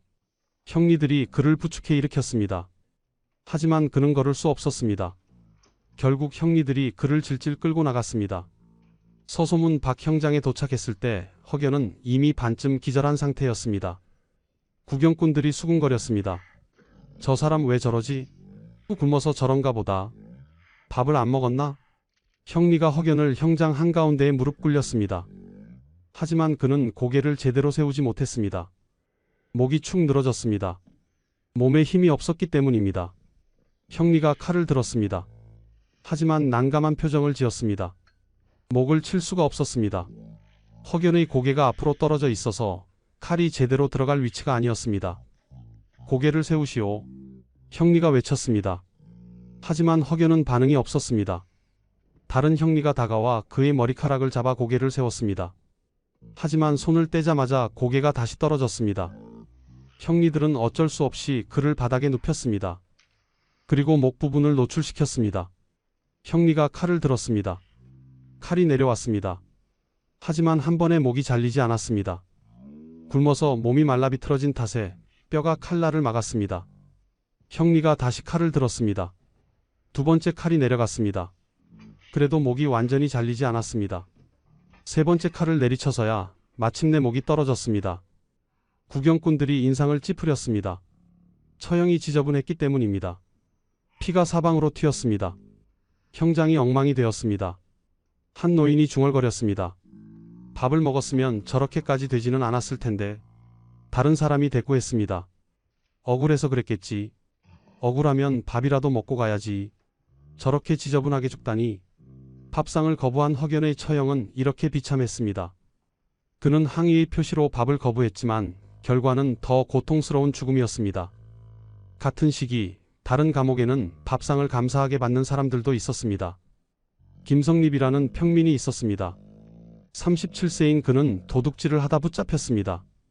세 번째 도둑질이었기에 법에 따라 참수형을 받게 되었습니다. 처형 전날 밤 좁쌀밥과 된장국이 들어왔습니다. 평민에게 주는 마지막 식사였습니다. 김성립은 그 밥상을 보자마자 눈물을 쏟았습니다. 이런 밥을. 그는 떨리는 손으로 밥그릇을 들었습니다. 좁쌀밥의 구수한 냄새가 코를 찔렀습니다. 그는 한 숟가락 떠서 입에 넣었습니다. 평생 이렇게 배불리 먹어본 적이 없으오. 김성립은 가난한 집에서 태어났습니다. 부모는 일찍 죽었고 그는 거리에서 구걸하며 자랐습니다. 배고픔을 참지 못해 도둑질을 시작했습니다. 빵 한 조각, 떡 한 개를 훔쳤습니다. 붙잡혔고 곤장을 맞았습니다. 하지만 배고픔은 계속되었습니다. 다시 훔쳤고 다시 붙잡혔습니다. 그리고 세 번째 도둑질. 법은 냉정했습니다. 세 번째 도둑질은 사형이었습니다. 이제 그는 내일 죽습니다. 하지만 오늘 평생 처음으로 배불리 밥을 먹을 수 있게 되었습니다. 그는 밥을 한 숟가락 한 숟가락 천천히 먹었습니다. 눈물을 흘리며 먹었습니다. 고맙습니다. 정말 고맙습니다. 그는 옥졸에게 거듭 절했습니다. 옥졸은 말없이 지켜봤습니다. 김성립은 밥 한 그릇을 완전히 비웠습니다. 국그릇도 비웠습니다. 김치도 다 먹었습니다. 그릇 바닥을 혀로 핥았습니다. 이 밥, 평생 잊지 못할 것이오. 다음 날 그는 형장으로 걸어갔습니다. 비틀거리지 않았습니다. 밥을 먹어서 기력이 있었기 때문입니다. 형장에 도착하자 그는 스스로 무릎을 꿇었습니다. 고개를 숙였습니다. 형리가 칼을 들었습니다. 김성립이 말했습니다. 어제 그 밥, 세상에서 가장 맛있었소. 고맙소. 형리는 잠시 망설였습니다. 하지만 곧 칼을 높이 들었습니다. 칼이 내려왔습니다. 한 번에 깨끗하게 목이 떨어졌습니다. 피가 튀었지만 처형은 깨끗했습니다. 구경꾼들이 고개를 끄덕였습니다. 깨끗하게 갔구나. 밥을 먹어서 그런가 보다. 두 사형수 허경과 김성립, 한 사람은 밥을 거부했고 한 사람은 감사하게 받았습니다. 둘 다 죽었지만 죽는 방식은 달랐습니다. 밥을 거부한 사람은 지저분하게 죽었습니다. 밥을 먹은 사람은 깨끗하게 죽었습니다. 이것이 의미하는 바는 무엇이었을까요? 마지막 밥상은 정말 자비였을까요? 아니면 다른 목적이 있었을까요? 1729년 영조 5년, 무신란이 진압된 지 1년 후였습니다. 영조는 의금부 관리들을 불러 물었습니다. 지난해 역적들을 처형할 때 밥을 먹지 않은 자가 있었다던가? 의금부 당상 이기진이 대답했습니다. 그러하옵니다. 몇몇 역적들이 밥을 거부하였습니다. 그래서 어찌 되었는가? 처형이 순조롭지 못했사옵니다. 영조가 눈썹을 찌푸렸습니다. 순조롭지 못했다니 무슨 말인가? 이기진은 난처한 표정을 지었습니다. 하지만 사실대로 아뢰어야 했습니다. 밥을 먹지 않은 죄인들은 기력이 없어 제대로 서지도 못했습니다. 목을 칠 때도 한 번에 베어지지 않아 여러 번 칼을 내리쳐야 했습니다. 형장이 지저분해졌고 구경꾼들도 눈살을 찌푸렸사옵니다. 영조는 잠시 생각에 잠겼습니다. 그리고 물었습니다. 밥을 먹은 죄인들은 어떠했는가? 처형이 깨끗했사옵니다. 한 번에 목이 떨어졌고 형장도 정돈되었습니다. 영조가 고개를 끄덕였습니다. 그렇다면 앞으로 사형수들이 밥을 거부하지 못하도록 하라. 억지로라도 먹이도록 하라. 하오나 전하, 그것이 옳은 일이옵니까? 영조는 차갑게 대답했습니다. 처형은 국가의 법 집행이다. 지저분하게 집행되어서는 안 된다. 사형수가 밥을 먹어야 처형이 깨끗하게 이루어진다면 그것은 억지로라도 먹여야 할 일이다. 이기진은 더 이상 말하지 못했습니다. 이 대화는 승정원 일기 영조 5년 3월 12일자에 기록되어 있습니다.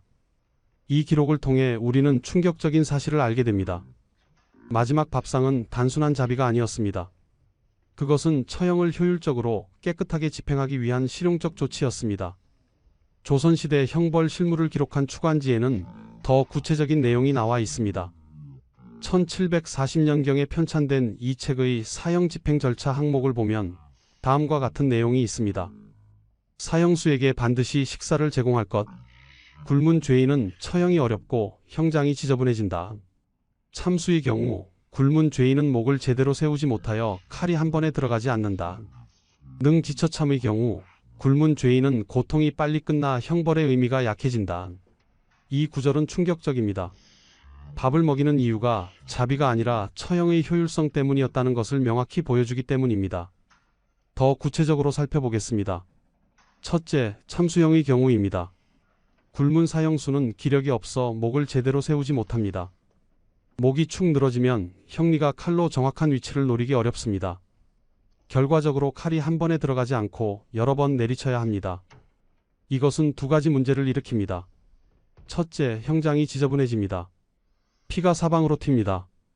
둘째, 사형수가 더 오래 고통받습니다. 한 번에 죽지 않고 여러 차례 칼을 맞으며 죽는 것입니다. 반면 밥을 먹은 사형수는 기력이 있어 목을 세울 수 있습니다. 형리가 정확한 위치를 노릴 수 있습니다. 한 번에 깨끗하게 목이 떨어집니다. 허견과 김성립의 경우가 이것을 증명합니다. 밥을 거부한 허견은 3번 칼을 맞아야 했습니다. 밥을 먹은 김성립은 한 번에 처형되었습니다. 둘째, 능지처참의 경우입니다. 능지처참은 조선시대 최고 형벌입니다. 영모나 대역죄를 지은 자에게 내려지는 형벌로 팔다리를 하나씩 잘라낸 후 마지막으로 목을 치는 것입니다. 고통을 최대한 오래 지속시키는 것이 목적입니다. 그런데 만약 사형수가 굶어서 기력이 없다면 어떻게 될까요? 첫 번째 칼에 기절하거나 쇼크로 의식을 잃습니다. 그러면 나머지 과정에서 고통을 느끼지 못합니다. 능지처참의 의미가 약해지는 것입니다. 반면 밥을 먹은 사형수는 기력이 있어 의식을 끝까지 유지합니다. 팔다리가 잘려나가는 고통을 모두 느낍니다. 능지처참의 목적이 달성되는 것입니다. 이인좌의 경우가 이것을 보여줍니다. 그는 아침에 밥을 먹었습니다. 그래서 능지처참 과정에서 의식을 유지했습니다. 5번의 칼을 모두 느끼며 죽었습니다. 셋째, 교수형의 경우입니다. 교수형은 목을 매달아질 식사시키는 형벌입니다. 굶은 사형수는 몸무게가 가벼워 밧줄에 제대로 체중이 실리지 않습니다.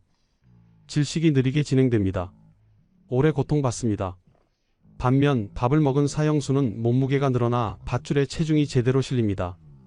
질식이 빠르게 진행됩니다. 상대적으로 고통이 짧습니다. 이 모든 사실은 추관지와 승정원 일기의 여러 기록에서 확인됩니다. 조선시대 형벌 집행 실무자들은 이것을 명확히 알고 있었습니다. 넷째, 원혼 방지의 목적도 있었습니다. 조선시대 사람들은 굶어 죽은 사람의 혼이 원기가 된다고 믿었습니다. 사형수라 해도 굶어 죽으면 원기가 되어 살아있는 사람들을 괴롭힌다는 것입니다. 특히 억울하게 죽은 사람이 굶어 죽으면 그 원한이 더욱 강해진다고 믿었습니다. 그래서 사형수에게라도 밥을 먹여서 원한을 줄이려 했습니다. 이것은 유교적 합리성과 무속적 믿음이 결합된 것이었습니다. 사형수에게 밥을 먹이면 그가 나는 밥을 먹고 죽었으니 원한이 없다고 생각할 것이라는 논리였습니다. 1750년경 의금부에서 근무했던 한 옥졸의 기록이 남아 있습니다. 그는 이렇게 적었습니다. 사형수들에게 밥을 먹이는 것은 자비가 아니다. 우리는 그들이 굶어서 처형이 어려워지는 것을 막기 위해 밥을 먹인다. 또한 그들이 원기가 되어 우리를 괴롭히는 것을 막기 위해서도 먹인다. 밥을 먹인 죄인은 처형이 깨끗하고 피도 적게 난다. 굶은 죄인은 칼이 잘 들어가지 않아 우리 형리들이 고생한다. 이 기록은 냉혹한 현실을 보여줍니다. 마지막 밥상은 자비가 아니라 효율이었습니다.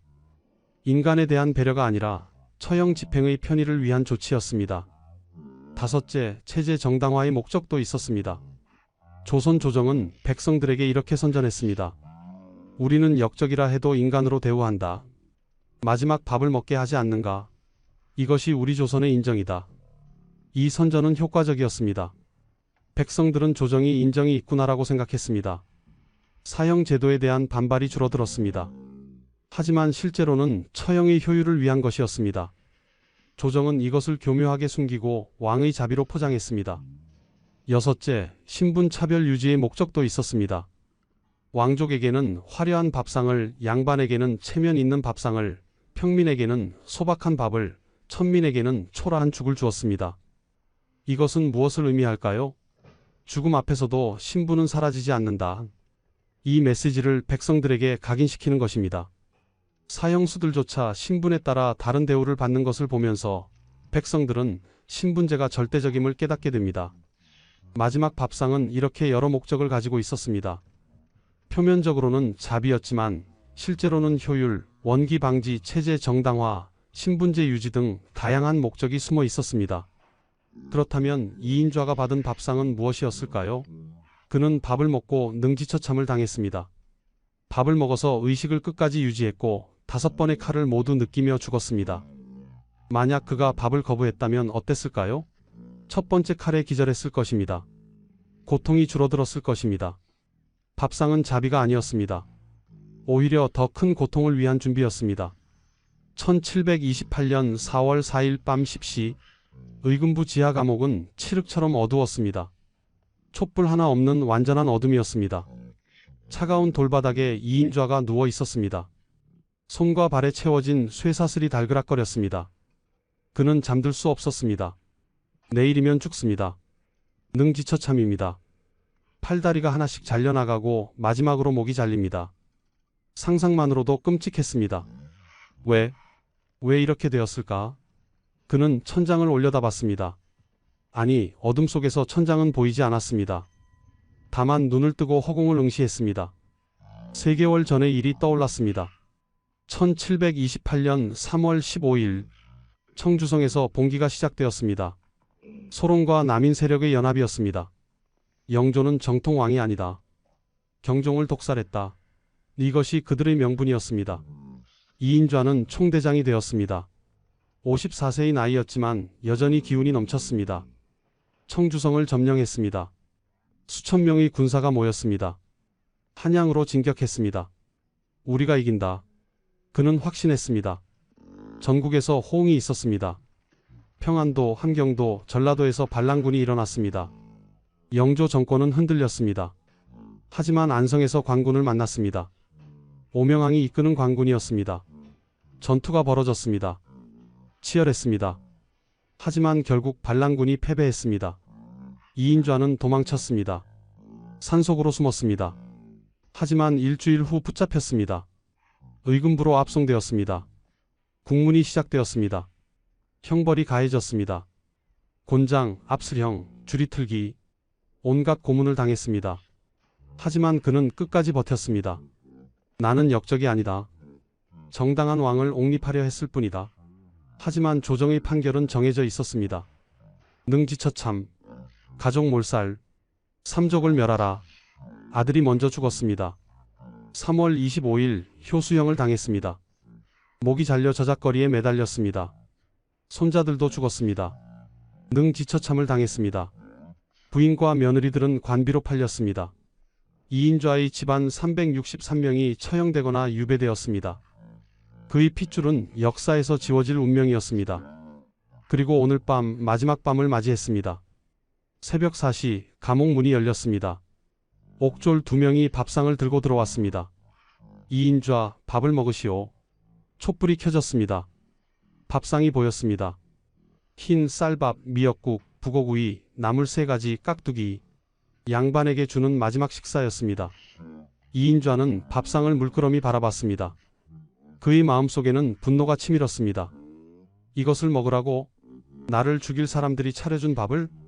그는 밥상을 거부하고 싶었습니다. 허견처럼 밥상을 걷어차고 싶었습니다.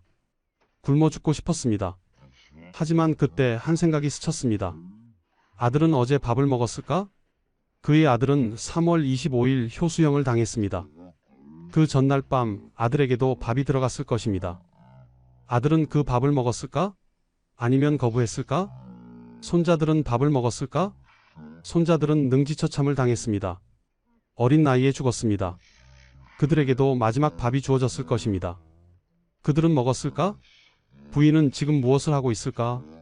부인은 관비가 되었습니다. 궁궐이나 관청에서 천한 일을 하고 있을 것입니다. 밥은 제대로 먹고 있을까? 굶고 있지는 않을까? 이인좌의 눈에서 눈물이 흘렀습니다. 내가 이 밥을 거부하면 그것은 나 혼자만의 항이다. 하지만 먹으면 그는 생각했습니다. 아들도 먹었을 것이다. 손자들도 먹었을 것이다. 나만 거부할 수는 없다. 우리 집안이 함께 먹은 마지막 밥이다. 나도 먹어야 한다. 그는 떨리는 손으로 젓가락을 집었습니다. 밥을 한 점 집어 입에 넣었습니다. 씹는 순간 눈물이 주르륵 흘러내렸습니다. 아들아, 손자들아, 이 밥을 함께 먹는다. 그는 천천히 밥을 먹었습니다. 미역국을 마셨습니다. 북어구이를 뜯었습니다. 나물을 씹었습니다. 깍두기를 먹었습니다. 30분에 걸쳐 밥 한 그릇을 다 먹었습니다. 국그릇을 비웠습니다. 반찬도 거의 다 먹었습니다. 옥졸이 물었습니다. 다 드셨습니까? 이인좌는 고개를 끄덕였습니다. 그리고 말했습니다. 고맙소. 옥졸은 놀란 표정을 지었습니다. 사형수가 고맙다고 말하는 경우는 드물었기 때문입니다. 무엇이 고맙다는 것이오? 이 밥, 아들과 손자들이 먹었을 밥과 같은 밥이오. 우리 집안이 함께 먹은 마지막 밥이오. 그것을 먹게 해주어 고맙소. 옥졸은 아무 말도 하지 못했습니다. 밥상을 들고 나갔습니다. 이인좌는 혼자 남았습니다. 그는 벽에 기대어 앉았습니다. 배가 따뜻했습니다. 밥을 먹어서 몸에 기운이 돌았습니다. 이제 곧 죽는다. 하지만 배는 고프지 않다. 아들과 손자들도 배불리 먹고 죽었을 것이다. 그것으로 족하다. 그는 눈을 감았습니다. 얼마간 잠이 들었습니다. 오전 6시 옥졸들이 들어왔습니다. 일어나시오. 이송 시각입니다. 이인좌는 일어났습니다. 밥을 먹어서 힘이 있었습니다. 비틀거리지 않고 걸을 수 있었습니다. 쇠사슬이 달그락거렸지만 그는 스스로 걸어 나갔습니다. 의금부 마당에 수레가 기다리고 있었습니다. 능지처참을 당할 죄인을 싣는 수레였습니다. 이인좌가 수레에 올랐습니다. 행렬이 출발했습니다. 종로를 지나 서소문으로 향했습니다. 거리에는 수천 명의 구경꾼이 모여 있었습니다. 역적이다. 나라를 어지럽힌 놈이다. 야유와 욕설이 쏟아졌습니다. 돌이 날아왔습니다. 썩은 채소가 던져졌습니다. 이인좌는 고개를 숙였습니다. 하지만 그는 생각했습니다. 아들도 이 길을 갔을 것이다. 손자들도 이 길을 갔을 것이다. 나도 같은 길을 간다. 우리는 함께 간다. 서소문 박 형장이 가까워졌습니다. 형리들이 보였습니다. 칼이 햇빛에 번쩍였습니다. 수레가 멈췄습니다. 이인좌가 내렸습니다. 형장 한가운데로 끌려갔습니다. 무릎을 꿇었습니다. 형리가 다가왔습니다. 칼을 들었습니다. 이인좌는 마지막으로 하늘을 올려다봤습니다. 아들아, 손자들아, 이제 만나러 간다. 형리가 말했습니다. 역적 이인좌 능지처참에 처한다. 첫 번째 칼이 들어왔습니다. 왼팔이 잘렸습니다. 이인좌는 비명을 질렀습니다. 하지만 의식은 또렷했습니다. 밥을 먹어서 기력이 있었기 때문입니다. 두 번째 칼, 오른팔이 잘렸습니다. 세 번째 칼, 왼다리가 잘렸습니다. 네 번째 칼, 오른다리가 잘렸습니다. 고통이 끝이 없었습니다. 하지만 이인좌는 의식을 잃지 않았습니다. 밥을 먹어서 의식을 끝까지 유지했습니다. 다섯 번째 칼이 들어왔습니다. 가슴을 찔렀습니다. 이인좌는 마지막으로 말했습니다. 배는 고프지 않소. 그의 마지막 말이었습니다. 숨이 끊어졌습니다. 이인좌의 시신은 오랫동안 형장에 방치되었습니다. 사지가 잘린 몸뚱이였습니다. 구경꾼들이 지나가며 침을 뱉었습니다. 하지만 그의 배는 따뜻했습니다. 아침에 먹은 밥이 아직 뱃속에 있었습니다. 그는 굶어 죽지 않았습니다. 밥을 먹고 죽었습니다. 이것이 이인좌의 마지막이었습니다. 1728년 4월 5일 오전 10시 서소문 박 형장은 인산인해를 이루었습니다. 수천 명의 구경꾼이 모였습니다. 무신란의 주모자 이인좌가 능지처참을 당하는 날이었기 때문입니다. 형장 한가운데에 이인좌가 끌려왔습니다. 수레에서 내려 무릎을 꿇었습니다. 손과 발에 쇠사슬이 채워져 있었습니다. 하지만 그는 스스로 걸었습니다. 비틀거리지 않았습니다. 구경꾼 중 한 노인이 말했습니다. 저 역적 기운이 있네. 밥을 먹었나 보지. 밥을 먹고 죽다니 배은망덕한 놈이로구만. 형장 감독관이 선언했습니다. 역적 이인좌 나라를 어지럽히고 임금을 해치려 한 죄로 능지처참에 처한다. 형리 5명이 나섰습니다. 각자 칼을 들었습니다. 날카롭게 벼려진 칼이 햇빛에 번쩍였습니다. 첫 번째 형리가 다가왔습니다. 칼을 높이 들었습니다. 이인좌의 왼팔을 노렸습니다. 이인좌는 눈을 감았습니다. 그의 마음속에는 아들의 얼굴이 떠올랐습니다. 손자들의 얼굴이 떠올랐습니다. 부인의 얼굴이 떠올랐습니다. 이제 만나러 간다. 칼이 내려왔습니다. 왼팔이 잘렸습니다. 이인좌는 비명을 질렀습니다. 아! 피가 분수처럼 솟았습니다. 구경꾼들이 환호했습니다. 잘렸다. 역적의 팔이 잘렸다. 하지만 이인좌는 의식을 잃지 않았습니다. 밥을 먹어서 기력이 있었기 때문입니다. 고통이 온몸을 휩쓸었습니다. 하지만 그는 또렷했습니다. 두 번째 형리가 다가왔습니다. 칼을 들었습니다. 오른팔을 노렸습니다. 칼이 내려왔습니다. 오른팔이 잘렸습니다. 이인좌는 다시 비명을 질렀습니다. 피가 더 많이 솟아올랐습니다. 구경꾼들이 소리쳤습니다. 역적이 당하는구나. 나라를 어지럽힌 대가다. 세 번째 형리가 다가왔습니다. 왼다리를 노렸습니다. 칼이 내려왔습니다. 왼다리가 잘렸습니다. 이인좌의 몸이 기울었습니다. 하지만 형리들이 그를 붙잡아 세웠습니다. 네 번째 칼을 위해서였습니다. 네 번째 형리가 다가왔습니다. 오른다리를 노렸습니다. 칼이 내려왔습니다. 오른다리가 잘렸습니다. 이인좌는 더 이상 서 있을 수 없었습니다. 형리들이 그를 바닥에 눕혔습니다. 팔다리가 모두 잘린 몸뚱이만 남았습니다. 하지만 그는 여전히 의식이 있었습니다.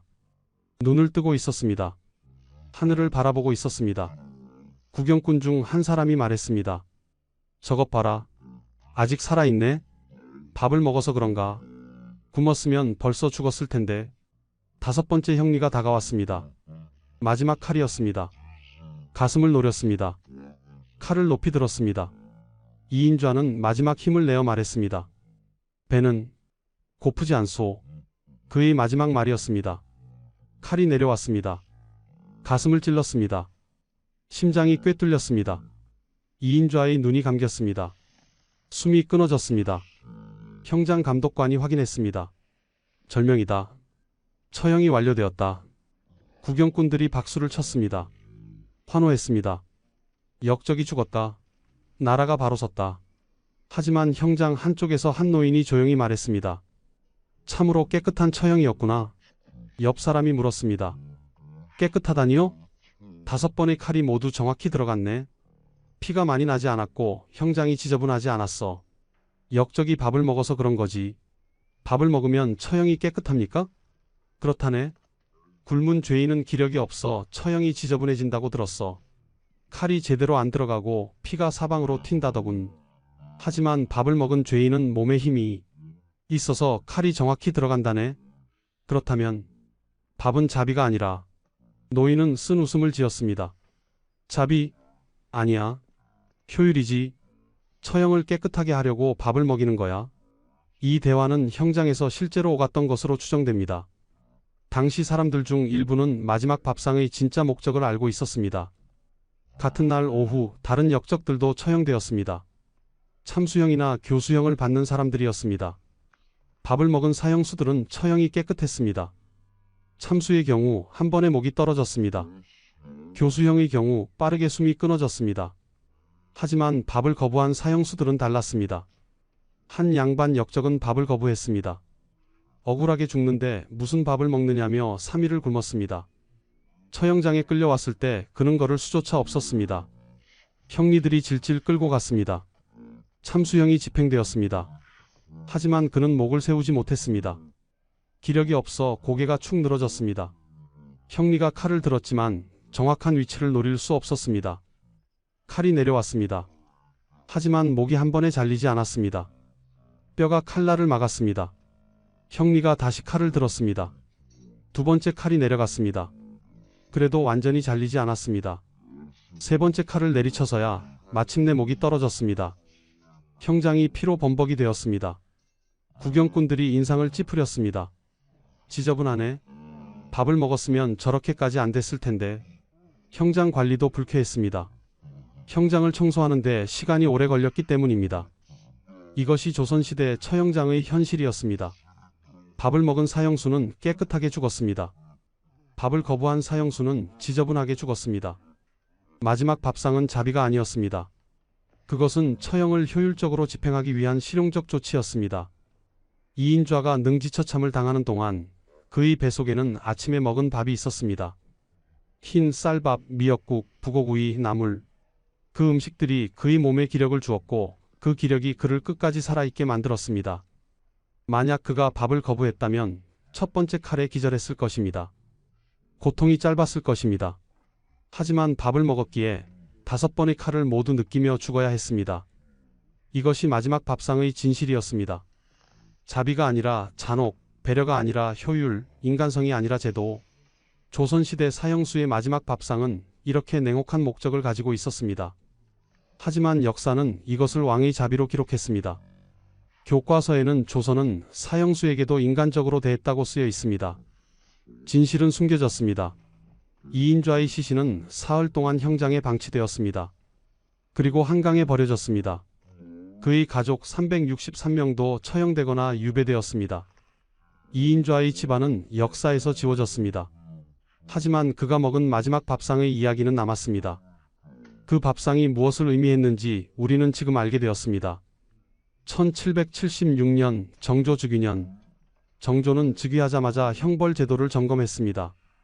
사도세자의 아들이었던 정조는 아버지가 뒤주에 갇혀 죽는 것을 목격한 트라우마가 있었습니다. 그래서 형벌에 대해 깊이 고민했습니다. 어느 날 정조는 의금부 당상 서명선을 불렀습니다. 사형수들에게 마지막 밥을 제공하는 것은 누가 정한 것인가? 서명선이 대답했습니다. 경국대전에 명시되어 있사옵니다. 성종대왕께서 제정하셨습니다. 그 이유가 무엇인가? 서명선은 잠시 망설였습니다. 진실을 말해야 할지 아니면 표면적인 이유를 말해야 할지 고민했습니다. 정조는 날카로운 눈빛으로 그를 바라봤습니다. 솔직히 아뢰라. 서명선은 무릎을 꿇었습니다. 전하, 용서하옵소서. 마지막 밥은 자비가 아니옵니다. 그럼 무엇인가? 처형을 깨끗하게 집행하기 위함이옵니다. 굶은 죄인은 처형이 어렵고 형장이 지저분해집니다. 밥을 먹인 죄인은 처형이 깨끗합니다. 정조는 한참 동안 말이 없었습니다. 그리고 깊은 한숨을 내쉬었습니다. 그렇다면 우리는 자비라는 이름으로 효율을 추구한 것인가? 송구하옵니다. 정조는 일어났습니다. 창밖을 바라봤습니다. 한참 후에 말했습니다. 하지만 그것이라도 없다면 어찌 되겠는가? 사형수가 굶어 죽는다면 그것은 형벌이 아니라 학대가 될 것이다.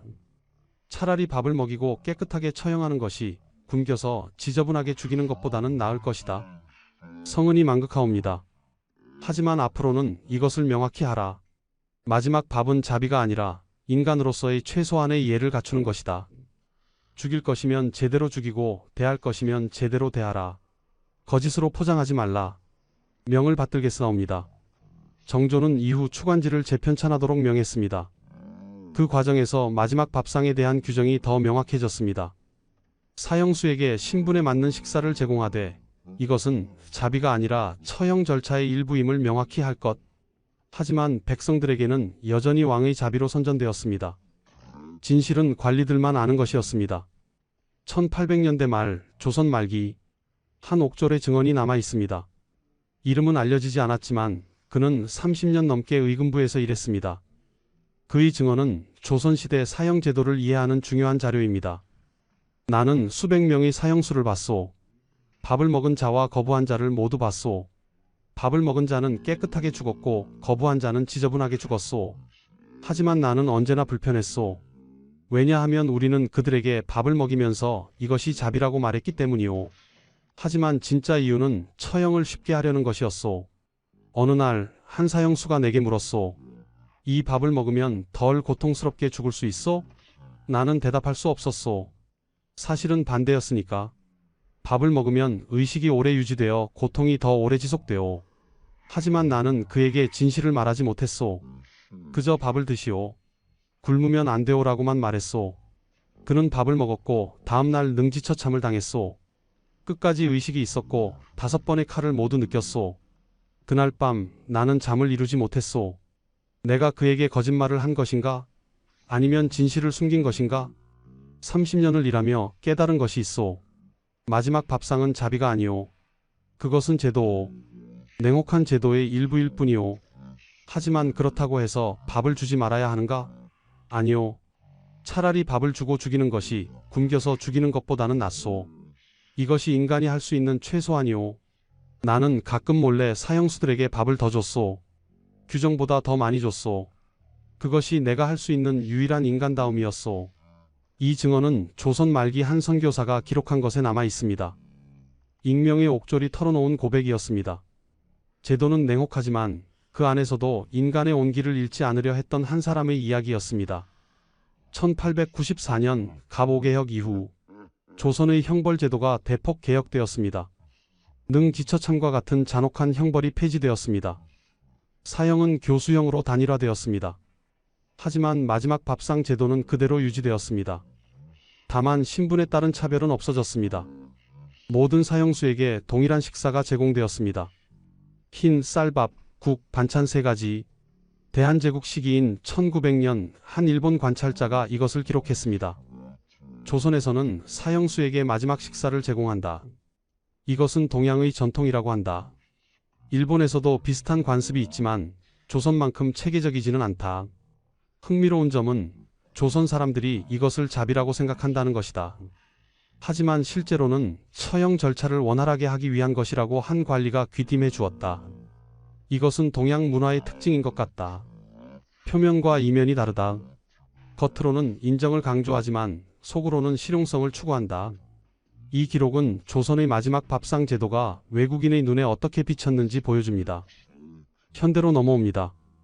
한국의 사형 제도는 1997년 이후 사실상 폐지 상태입니다. 마지막 사형 집행은 1997년 12월이었습니다. 그 이후 지금까지 사형 집행이 없습니다. 하지만 법률상으로는 사형 제도가 남아있고 사형수들도 존재합니다. 그들에게도 식사가 제공됩니다. 하루 3끼 일반 수감자와 동일한 식사입니다. 미국의 경우 사형수에게 마지막 식사 레스트 밀를 선택할 권리를 줍니다. 원하는 음식을 주문할 수 있습니다. 스테이크, 랍스터, 피자 등 무엇이든 가능합니다. 한 사형수는 이렇게 말했다고 합니다. 내가 선택한 음식을 먹을 수 있다는 것, 그것이 내가 여전히 인간이라는 증거 같았다. 하지만 조선시대에는 선택권이 없었습니다. 신분에 따라 정해진 음식을 받았습니다. 거부할 수는 있었지만 거부하면 더 고통스러운 죽음이 기다렸습니다. 우리는 여기서 질문을 던져야 합니다. 마지막 밥상은 정말 자비였을까요? 표면적으로는 자비였습니다. 죽을 사람에게도 밥을 주는 인정이라고 선전되었습니다. 하지만 실제로는 처형의 효율을 위한 것이었습니다. 깨끗한 처형, 원기 방지, 체제 정당화, 신분제 유지, 다양한 목적이 숨어 있었습니다. 그렇다면 이것은 위선인가요? 꼭 그렇지만은 않습니다. 제도의 목적이 효율이었다 해도 결과적으로 사형수들은 밥을 먹고 죽을 수 있었습니다. 굶어 죽지 않았습니다. 이것 자체로 의미가 있습니다. 한 역사학자는 이렇게 말했습니다. 조선의 마지막 밥상 제도는 이중성을 가지고 있다. 효율을 위한 제도였지만 그 과정에서 인간의 존엄이 지켜졌다. 이것은 모순이 아니라 인간 사회의 복잡함을 보여주는 것이다. 또 다른 학자는 이렇게 말했습니다. 중요한 것은 동기가 아니라 결과다. 설령 마지막 밥상이 효율을 위한 것이었다 해도 그로 인해 사형수들이 굶어 죽지 않았다면 그것은 의미 있는 제도다. 우리는 어떻게 생각해야 할까요? 조선시대 사형수의 마지막 밥상은 자비이면서 동시에 효율이었습니다. 인간성이면서 동시에 제도였습니다. 온기이면서 동시에 냉혹함이었습니다. 이것이 역사의 진실입니다. 단순한 선악으로 나눌 수 없는 복잡한 인간 사회의 모습입니다. 오늘날 우리는 사형 제도에 대해 논쟁합니다. 사형은 정당한가? 폐지해야 하는가? 유지해야 하는가? 하지만 조선시대 사람들은 사형 제도 자체를 의심하지 않았습니다. 다만 그 과정에서 최소한의 인간다움을 지키려 했습니다. 마지막 밥상이 바로 그것이었습니다. 완벽하지는 않았습니다. 신분 차별이 있었고 진짜 목적은 숨겨졌습니다. 하지만 그래도 밥은 제공되었습니다. 사형수들은 굶어 죽지 않았습니다. 이것이 우리가 배울 수 있는 교훈입니다. 제도는 냉혹할 수 있습니다. 하지만 그 안에서도 인간의 온기를 잃지 말아야 합니다. 작은 배려라도 그것이 의미가 있습니다. 익명의 옥졸이 말했듯이 밥을 더 주는 것이 그가 할 수 있는 유일한 인간다움이었습니다. 제도를 바꿀 수는 없었지만 작은 온기는 줄 수 있었습니다. 지금까지 조선시대 사형수의 마지막 밥상 이야기였습니다. 이 이야기가 여러분께 작은 깨달음이 되길 바랍니다. 우리는 죽음 앞에서도 인간다움을 잃지 말아야 합니다. 제도가 냉혹하더라도 사람은 따뜻해야 합니다. 이것이 역사가 우리에게 주는 교훈입니다. 구독과 좋아요 부탁드립니다. 다음에 또 만나요.